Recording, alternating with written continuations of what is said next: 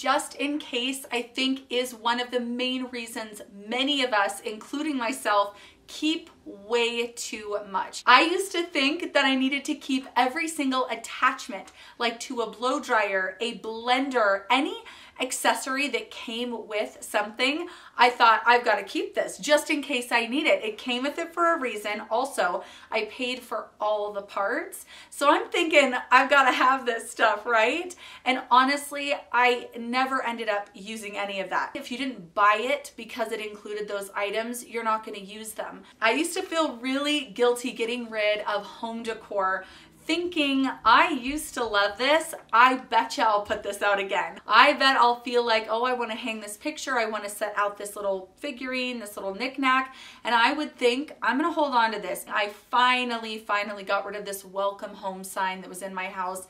I replaced it with something I like so much better. And rather than keeping it around just in case I want it again, I just took it straight to donation. Oh, here's a good one. Coupons, brochures, paper, mailer, ads, anything that's going to tempt me to buy something that I wasn't already planning on buying. If I get a coupon for Old Navy and I was already planning on going there, great. I will of course use it, but I'm not going to keep brochures or coupons just that's going to tempt me to spend. And if it's something I didn't already plan on, then I know I don't need it. So I used to keep this stuff around. Not only did it tempt me to spend, it also cluttered up my drawers. And I used to have this junk drawer that was like never ending. And it had all these coupons and brochures. Then they expire. You forget to throw them away and it's just trash in your house. So I just throw away everything like this unless, like I said, I was already planning on it. I did not used to understand the concept of the one in, one out rule. If I brought something new into my house, even if it was to replace an item, I would not get rid of the old item. I don't know why. I just wasn't thinking along the lines of clutter-free living. And so when I would bring in the replacement towels, the replacement blender, I would just keep the old one. This is a great place to start if you are like, I really want to declutter, but I'm very overwhelmed. I don't know what to do. Put yourself on a spending freeze starting today, and anytime you end up having to replace something because it's broken or there was an absolute need, right? So you're not going to spend frivolously. But if you end up having to replace something, get rid of the thing that's replacing it. That is so helpful. Just doing those two things will get you really far. If you're unmotivated, don't have the time, don't have the energy, don't have the help, whatever it is, if you can just do those two things, you will make progress in your home. I think you'll be amazed. Why did I used to keep cleaning products that I hated? I think it's because I spent the money. Now that I think about it, there are various reasons why we end up keeping just in case items. I think this is, first of all, guilt, first and foremost. I feel guilty because it was a gift. I feel guilty because I spent money on it. I feel guilty because I don't want to waste or contribute to the landfill or whatever it is. I think guilt is at the bottom of all of it. So I used to keep around cleaning products because I would have spent money on them and I felt bad about the money that I spent, thinking, I'm going to be in a pinch. I'm going to wish I had these cleaning products, and I just don't use cleaning products I don't like. Vinegar, I hate that. I hate the smell. If the smell of the cleaning product is not refreshing, doesn't make me feel like I'm in a clean space, I won't use it. And I just had to learn that about myself, and it also taught me, don't test a bunch of new cleaning products. I now know what I like and I just stick with it. I have a very bland routine. I have a bland cleaning routine and I have a bland makeup routine.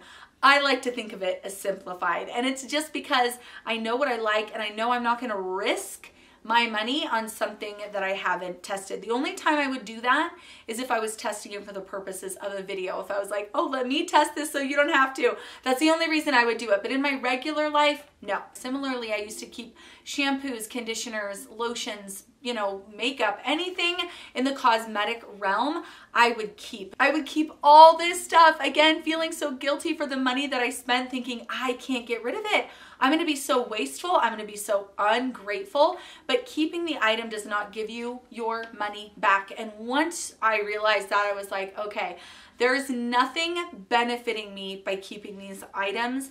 it's all negative. It's just causing me frustration. It's harder to get ready in the morning. I'm having to sift through all this stuff that I'm not going to use.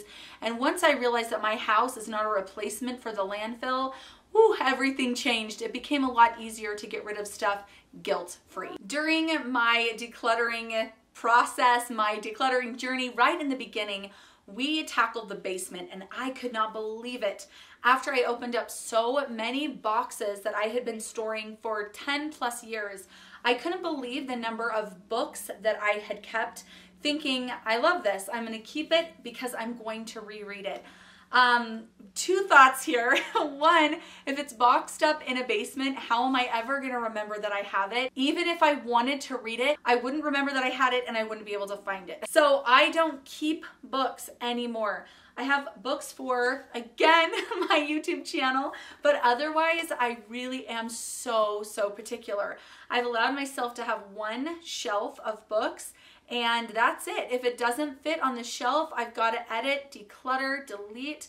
But I realized, and it was just after learning the lesson, that you think your intentions are so good that you're going to reread the book, but you're just not. It's so much better to pass it on to somebody who's going to love it and read it. And that's what I've started doing, reading a book, loving it, and then passing it on. I used to have a very cluttered closet. My bedroom closet was full to capacity and beyond of clothes, jewelry, shoes, purses, random home decor. I couldn't believe how much I was actually able to fit in here. And that's the thing too, is once you shift your thinking, I remember thinking like, I'm amazing. I'm utilizing this space so well. Look at how much I can fit into this closet. And I was obviously embarrassed, but I was also kind of proud. And looking back, I'm like, oh my gosh, that is just so far from how I think now. I don't keep things just in case, obviously, but I also don't see my space, the boundaries of my space, as space that needs to be filled. I like to see my space now as I want it to be able to breathe, basically. I don't want to stuff it, overfill it. I want my home, the rooms in my home, to be able to breathe. So I used to keep, let's talk about jewelry. I used to keep jewelry. Even if I hadn't worn it in years, I would keep the jewelry thinking, this is going to come back in style. I remember that specifically thinking, oh, this isn't in style anymore, but it's going to come back around. Do you know how long it takes a style to come back around? I go to the store now and I'm laughing. I'm amazed at everything. I'm like, I wore this in the 90s. It's back. The 90s was so long ago. And like, it takes years and years, decades for these styles to come back around. It's not worth it unless it's something extremely special that I'm going to hand down to one of my kids, and even that has to be very limited. I'm just not going to keep it. So I used to keep things in my closet, clothes, jewelry, shoes, thinking this is going to come back around. I'm going to be so glad I had it. I don't keep those at all. So along with books, I used to also keep all these notebooks that were filled up with the most random notes. I just found so many of these, along with calendars and planners. I thought, oh, I want these memories. I want to remember the day that I took my 5-year-old to the doctor. Turns out, I don't need to know that. It's okay to declutter filled up notebooks. I do like keeping empty ones. If I happen to get an empty one as a gift and I don't have a use for it, I actually will keep a notebook because I know how much I journal, how many notes I take. So that's like one thing I'll keep just in case. But once it's full and it's not information that I need in my brain or in my life, I will just go ahead and recycle the entire thing. So all of these things are good things to declutter, just in general. Books you don't read, jewelry you don't wear, notebooks that are full, attachments to things like your blow dryer and your blender. These are all things that are pretty obvious that you can get rid of. But these are literally all things that you might be holding on to, just like me, for just in case or someday or because you have guilt. I'm letting you know and I'm telling you now, it's okay. It's okay to let all of these things go and more. You don't need to let, I feel bad that I spent money. I feel bad that it was a gift. What if I need it someday? You don't need to let those things keep you stuck in clutter. I also used to keep games that we never played. I used to get very clutter blind to games, specifically, really all this stuff, if I'm being honest, but I used to get really clutter blind to games, thinking I want to have a lot of options. If we have a game night, we want to have all these fun choices to choose from. No.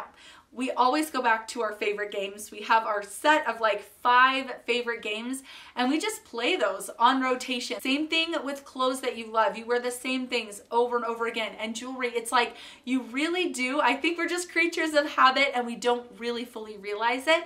And that's part of this also why we keep so much, is we think, oh, we're gonna want all these options, when the reality is we really go back to our favorites anyway. We're wearing our favorite foundation, cleaning with our favorite cleaning products, wearing the same clothes, and that's just kind of how we are. We don't need as many options as we think we do. I used to keep so many toys that my kids didn't play with anymore, but I liked them. I thought these are so cute. I wish I had this toy when I was little. I'm gonna hand this toy down to my grandkids if I have some one day. And I would keep so many. I do keep a few. I have given myself a grandmother's box that I am filling up. I'm allowing myself to fill up as the years go by, of special things that either hold a special place in my heart or meant something to my children.